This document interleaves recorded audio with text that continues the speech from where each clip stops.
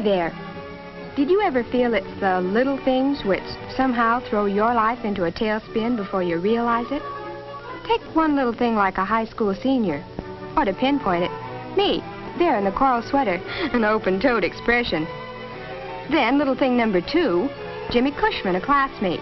Little thing number 3 is that bird brain in the shot rod, giving all us high school kids a bad name.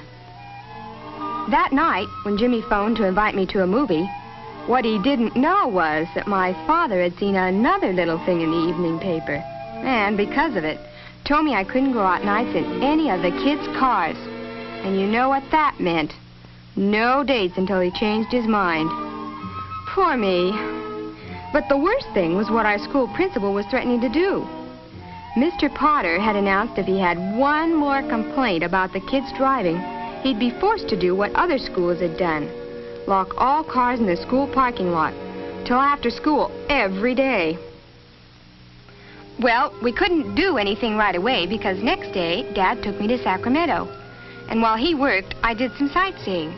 Still worried about Mr. Potter's warning until suddenly I spotted a sharp-looking sports job with a sign on it, which said something about a safety economy run. Naturally, I didn't know what that was, but I knew what the Flying Red Horse stands for. So, later that afternoon, when I bought a local paper and read that the runs were for high schools, I took off for the nearest phone booth, called the oil company, and asked if someone would explain a safety economy run to me. They connected me with Mr. Burton, Ray Burton, up from San Francisco to supervise the run. He said, even though he was about to leave, if I'd come right over, he'd explain it all to me. And was I ever glad I took him up. Start with, Miss King, we don't put on the runs. You youngsters do it all yourselves. All we do, with a lot of help from 3As and peace officer groups, like the Highway Patrol here in our state, is to show you how to organize a run, then you go ahead and do it. Oh, but who wins these runs? The driver with the best mileage? No, although mileage is very important, but these are also safety tests. That's why we donate trophies and the gasoline that's used. Well, how in the world do you figure the scores?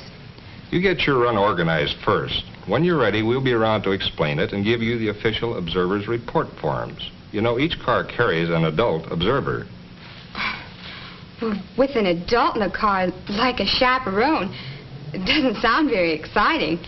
Tell you what, I've got some color movies of runs they've held around the country. If you have the time, I'd love to show them to you. Well, I've got lots of time. Good.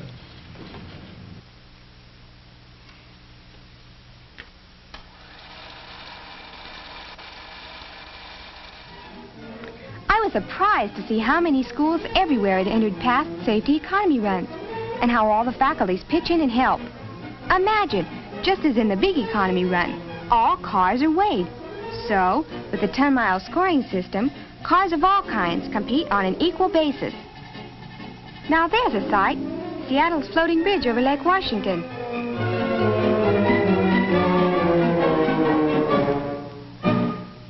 In Portland, a girl walked off with first-place honors. And here at Bakersfield, an engine is being given a last-minute performance check. And not only are the cars weighed, but the passengers are too. Under their scoring system, every last ounce counts. Well, no wonder Bakersfield had all those high-priced cars entered. This country looks richer than Texas. How about that flying red carpet? Bakersfield to Inglewood in 2 seconds flat. And at the end of the run, the time is checked to make certain no car just crawled along to save a few drops of gas. Well, we whiz north again, where you can see how the cars are started at 1-minute intervals. Look at those steaks, supplied by the sponsoring service clubs and served free to all attending the victory luncheon after the run, where they announce the scores and award the trophies. I was sold, and I knew Peninsula High could do the same thing and show our parents, Mr. Potter and the neighbors, that high school kids are good drivers. Mr. Burton invited me to see the Sacramento run next morning. Excitement? Believe me, it was as exciting as a football game. I guess I heard about and saw most everything there. The gasoline and oil are provided by the mobile gas people. And the safety checks, to make sure all cars are in top condition as well as covered by insurance, are continued until the last car is started. Then, numbered stickers are pasted on, and the cars rolled into the street to line up for the start. At 9 o'clock sharp, the first car is sent off, and the next car is rolled up, in turn, to the starting line. There, the assistant starter tolls off the seconds until the next minute is up. And when they had all left, I went with Mr. Burton to drive around the 96-mile course. It was a real kick for me. But most of all, I couldn't wait to get back to San Francisco to see what I could do about whipping up some enthusiasm for a safety economy run of our own.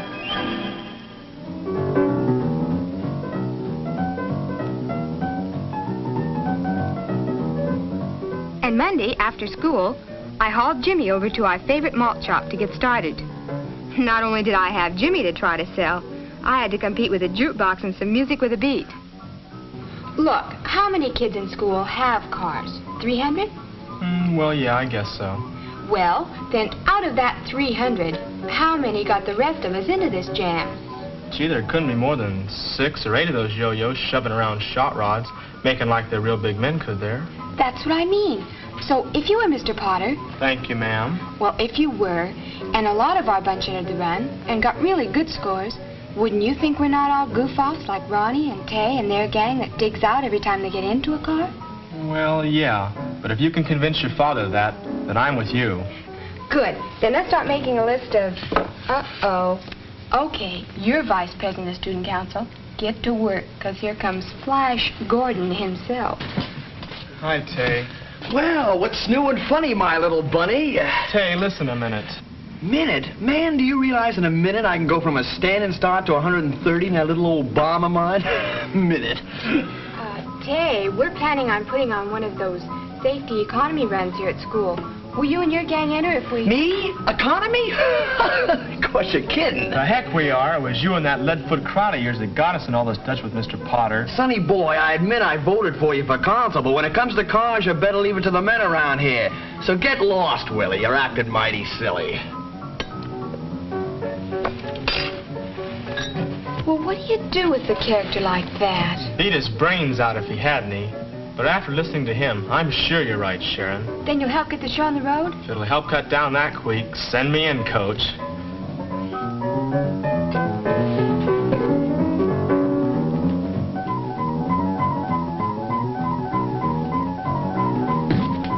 Hey, Sharon, I got a whole committee. Oh, sure.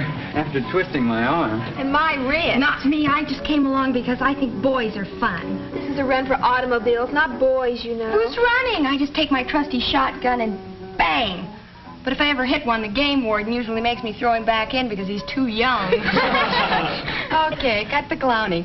Ladies and gentlemen, the meeting of the board of directors is called to order. With Jimmy only reluctantly agreeing to help, the work began. First, to Auto Shop to see the instructor, Mr. McCutcheon, and ask if he'd head up the faculty end. He said he would if Mr. Potter agreed. Mr. Potter?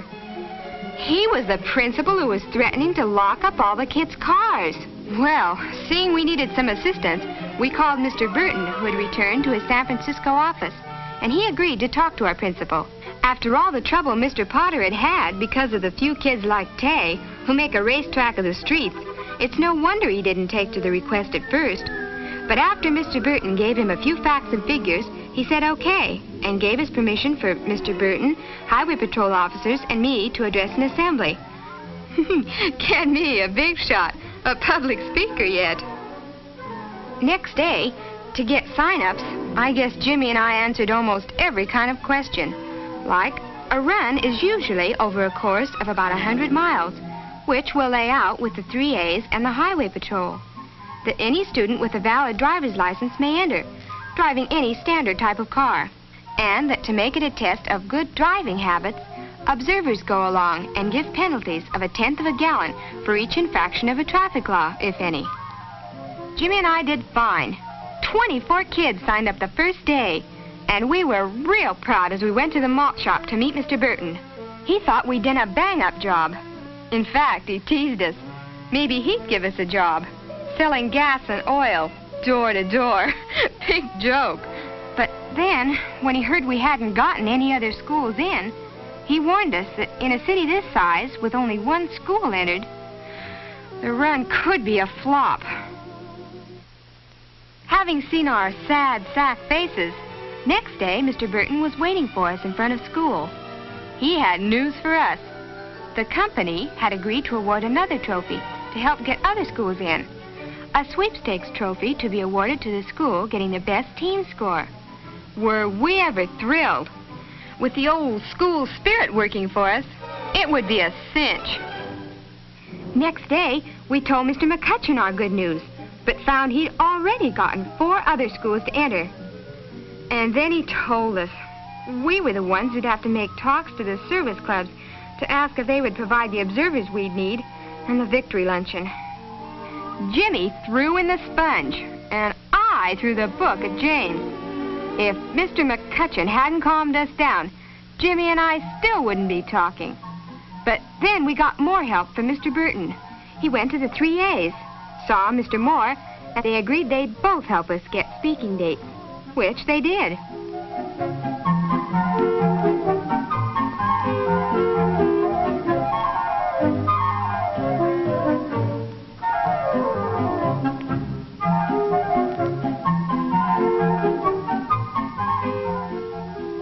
We both went over like a house afire, until I called on the chairman of another club to ask if I could address his next meeting.